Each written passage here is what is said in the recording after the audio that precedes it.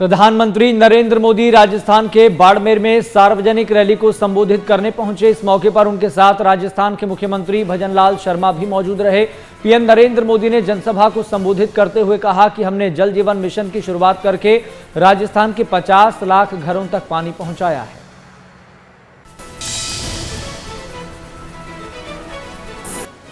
PM Narendra Modi की सार्वजनिक rally के दौरान राजस्थान के मुख्यमंत्री भजनलाल शर्मा भी मौजूद रहे। इस दौरान उन्होंने अपने संबोधन में कहा, हमारी सरकार को सत्ता में आए लगभग 4 महीने हुए हैं।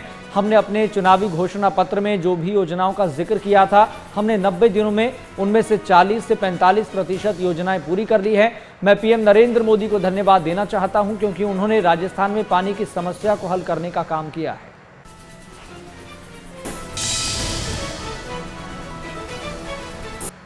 पीएम नरेंद्र मोदी उधमपुर में एक जनसभा को संबोधित करने पहुंचे। पीएम नरेंद्र मोदी ने यहां केंद्रीय मंत्री जितेंद्र सिंह के समर्थन में चुनावी प्रचार किया। पीएम मोदी के इस दौरे के लिए सुरक्षा के भी कड़े इंतजाम किए गए हैं।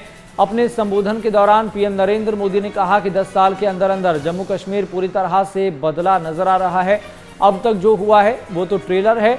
ट्रेलर मुझे तो नए जम्मू कश्मीर की नई और शानदार तस्वीर बनाने के लिए जुटना है। वहीं पीएम नरेंद्र मोदी की रैली से पहले इलाके को नो फ्लाई जोन घोषित किया गया था।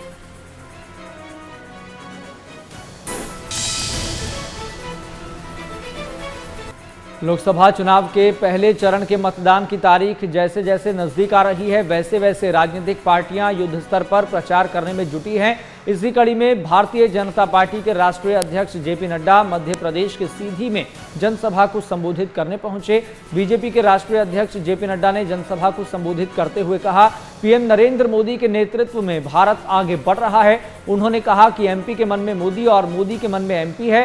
प्रधानमंत्री मोदी ने देश के 10 करोड़ 74 लाख परिवारों को आयुष्मान भारत योजना के तहत हर वर्ष 5 लाख रुपए तक के मुफ्त इलाज की सुविधा दी है।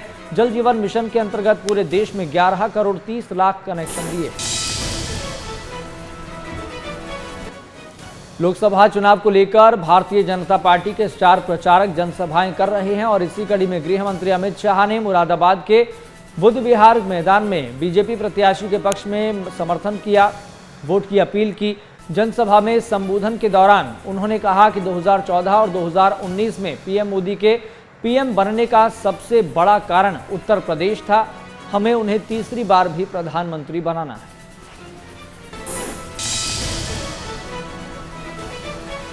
तो वहीं हरियाणा सीएम नायब सिंह सैनी कई राज्यों में जनसभा कर रहे हैं। भारतीय जनता पार्टी प्रत्याशियों के पक्ष में वोटिंग की अपील कर रहे हैं और इसी कड़ी में सीएम नायब सिंह सैनी हरिद्वार में चुनावी प्रचार करने पहुंचे।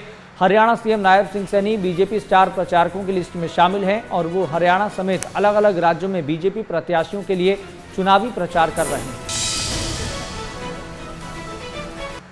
सहारनपुर के बड़गांव में उत्तर प्रदेश के मुख्यमंत्री योगी आदित्यनाथ ने शुक्रवार को चुनावी जनसभा को संबोधित किया। जनसभा में संबोधन के दौरान उन्होंने कहा, पिछले 10 वर्षों में ये सब आपने और आपकी बदौलत हुआ है। देश के 80 करोड़ लोगों के भूख का इंतजाम भारतीय जनता पार्टी सरकार ने किया है। सरकार ने इनके लिए मुफ्त राशन की व्यवस्था कराई। पहले सहारनपुर को मजहबी उन्माद का केंद्र बना दिया गया था, अब ये विकास की नई गाथा गढ़ रहा है।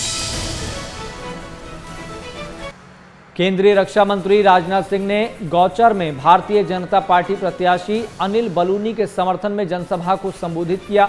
उन्होंने यहां चुनावी जनसभा को संबोधित करते हुए कहा, उत्तराखंड आध्यात्मिक भूमि है। देश की सीमाओं को सुरक्षित करने का काम उत्तराखंड करता है। इस देवभूमि के लोग जान हथेली पर रखकर देश की रक्षा करते हैं। उन्होंने कहा कि उत्तराखंड के लोग भी सेवा के प्रति समर्पित होते हैं। पीएम नरेंद्र मोदी भी देश और देशवासियों की सेवा के लिए समर्पित हैं। उन्होंने जन समर्थन मांगते हुए कहा कि उत्तराखंड के इगास पर्व को अनिल बलूनी ने पहचान दिलाई है।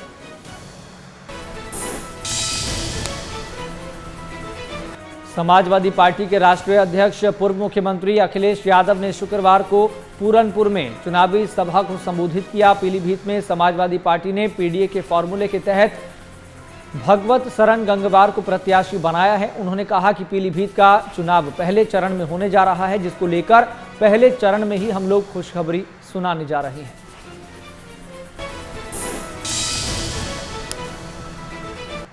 मंडी से भारतीय जनता पार्टी प्रत्याशी कंगना रनौत ने जनसभा को संबोधित किया। अपने संबोधन के दौरान कंगना रनौत ने कहा, मनाली सिर्फ मेरे लिए एक जमीन का टुकड़ा नहीं है बल्कि मेरी भावना है।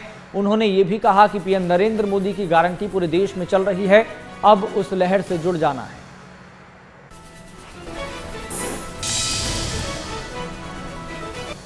लोकसभा चुनाव से पहले मध्य प्रदेश में कांग्रेसी नेताओं के पार्टी छोड़ने का सिलसिला लगातार जारी है। वहीं छिंदवाड़ा के जिला पंचायत उपाध्यक्ष कमलनाथ के करीबी अमित सक्सेना भारतीय जनता पार्टी में शामिल हो गए हैं। तो वहीं सागर के सुर्खी सीट से पूर्व विधायक पारुल साहू, प्रतिभा राजपूत, पूर्व प्रशासनिक अधिकारी शेर सिंह यादव ने भी भाजपा का दामन थाम लिया है।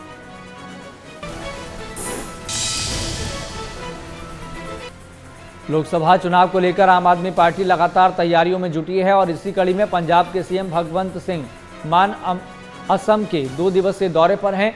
सीएम भगवंत सिंह मान ने पहले दिन डिगबोई क्षेत्र में चुनावी प्रचार किया। इसके साथ ही सीएम ने एक जनसभा को भी संबोधित किया। वहीं शनिवार को विश्वनाथ क्षेत्र में भगवंत सिंह मान चुनावी प्रचार करेंगे।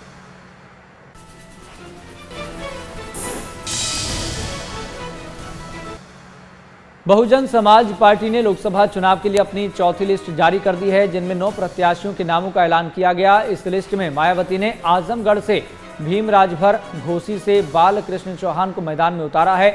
एटा लोकसभा सीट से मोहम्मद इरफान, धौरहरा से श्याम किशोर अवस्थी, फैजाबाद से सचिदानंद पांडे, बस्ती से दयाशंकर मिश्रा, गोरखपुर से जावेद सिमनानी, चंदौली से सत्येंद्र कुमार मौर्य, रॉबर्टगंज से धनेश्वर गौतम को उम्मीदवार बनाया गया है। बहुजन समाज पार्टी अब तक 45 प्रत्याशियों का ऐलान कर चुकी है।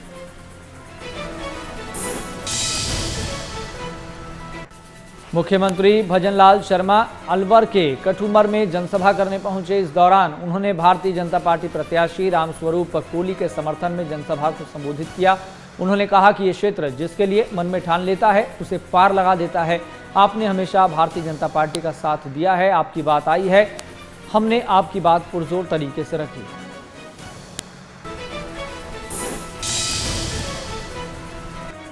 लोकसभा चुनाव के मद्देनजर उत्तराखंड सीएम पुष्कर सिंह धामी लगातार जनसभाएं कर रहे हैं। इसी के तहत सीएम पुष्कर सिंह धामी ने द्वाराहाट में जनसभा को संबोधित किया। इस दौरान उन्होंने द्वाराहाट में भारतीय जनता पार्टी प्रत्याशी के समर्थन में प्रचार किया।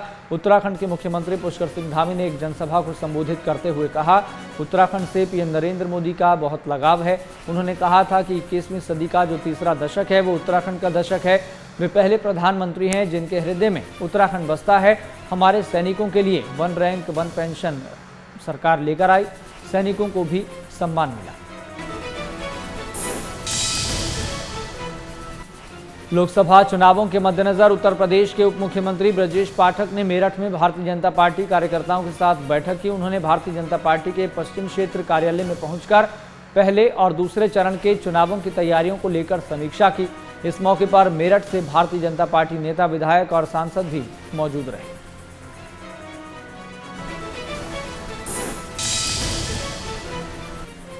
गोमती में त्रिपुरा के मुख्यमंत्री माणिक साहा ने पश्चिम त्रिपुरा लोकसभा क्षेत्र से भारतीय जनता पार्टी उम्मीदवार बिप्लब कुमार देव के समर्थन में रोड शो किया। चुनावी प्रचार अभियान के दौरान मुख्यमंत्री माणिक साहा ने राज्य की दोनों सीटों पर जीत का दावा किया।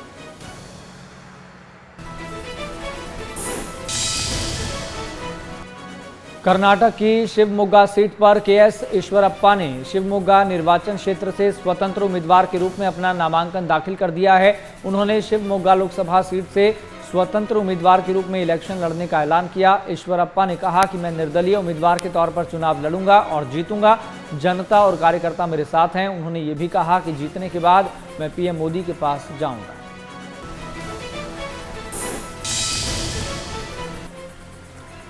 तमिलनाडु भारतीय जनता पार्टी अध्यक्ष और पूर्व आईपीएस अधिकारी के अन्नामलाई ने कोयम्बटूर लोकसभा क्षेत्र के लिए पार्टी का घोषणा पत्र जारी किया, जहां से वह आगामी चुनाव लड़ रहे हैं। घोषणा पत्र के लॉन्च के समय अन्नामलाई के साथ भारतीय जनता पार्टी महिला मोर्चा की राष्ट्रीय अध्यक्ष और कोयम्बटूर दक्षिण के विधायक वंथी श्रीनिवासन भी मौजूद थी। घोषणा पत्र में के अन्नामलाई ने कई लुभावने वादे किए हैं। एक संवाददाता सम्मेलन को संबोधित करते हुए के अन्नामलाई ने कहा कि पार्टी 500 दिनों में 100 आश्वासनों को पूरा करने के लिए काम करेगी।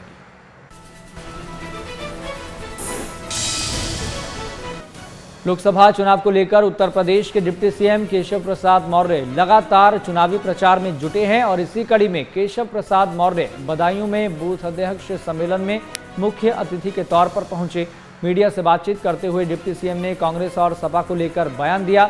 उन्होंने कहा कि बीजेपी लगातार भ्रष्टाचारियों पर कार्रवाई कर रही है। समाजवादी पार्टी अब समाप्तवादी पार्टी बनने जा रही है।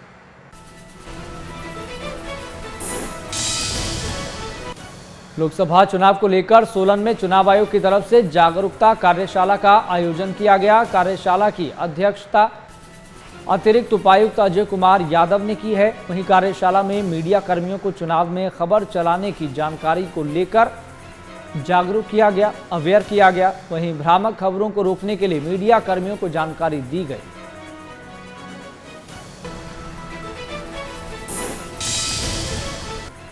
लोकसभा चुनाव को लेकर पंजाब के सभी जिलों में प्रशासन अलर्ट पर है। डीजीपी गौरव यादव के निर्देश पर डेरा बाबा नानक में अर्धसैनिक बलों के जवान और पुलिस ने संयुक्त फ्लैग मार्च निकाला। फ्लैग मार्च में डीएसपी रिपू तापन सिंह और एसएचओ समेत कई पुलिस अधिकारी शामिल हुए।